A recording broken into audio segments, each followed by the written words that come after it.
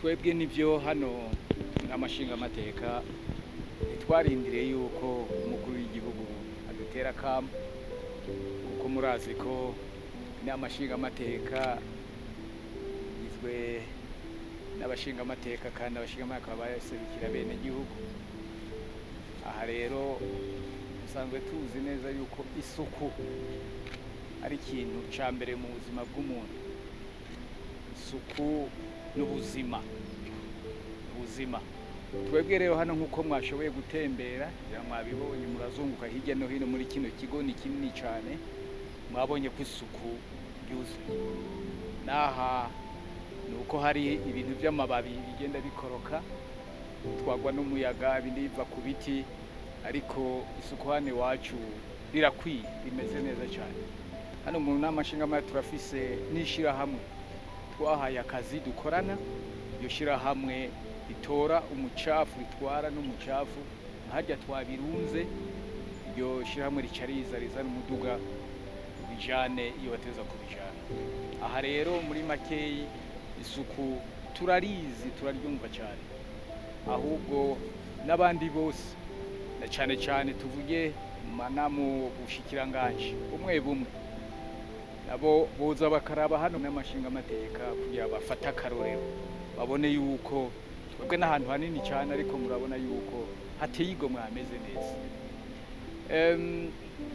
Ikindi nuko akamo k'umukuru w'igihugu ngira ngo kabaye kubera ko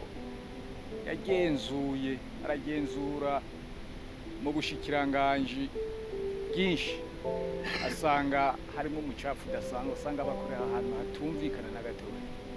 Na twebwe nk'abashinga amateka turabahamagaye, turateye akamo mu bushikiranganje kugira ngo koko bahagurukire ibintu bijanye n'isuku. Mu gihe turiko turavuga yuko mu 2040 muri ya mbono tuvuga igihugu kizoba cifashe cyo kwifata gute, abantu bazoba bicaye mu mucafu. Umucafu wa kino gihe cabongera ari n'imyaka ingahe, tubandanije uko byeza bikagenda gute.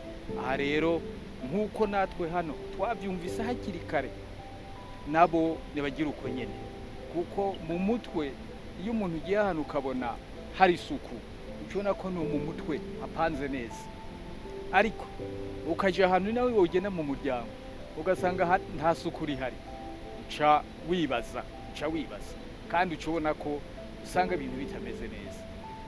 Aha rero tuze tuvuga n'ibyo dushoboye gushira mu ngiro. Umukuru w'igihugu ntazoza avuga wenyene, avuga ntibamwumvirize, ahubwo rimwe na rimwe ni ngibi azoza avuga ati reka mfate ikintu c'inguvu ntegeke abantu ku bintu by'isuku.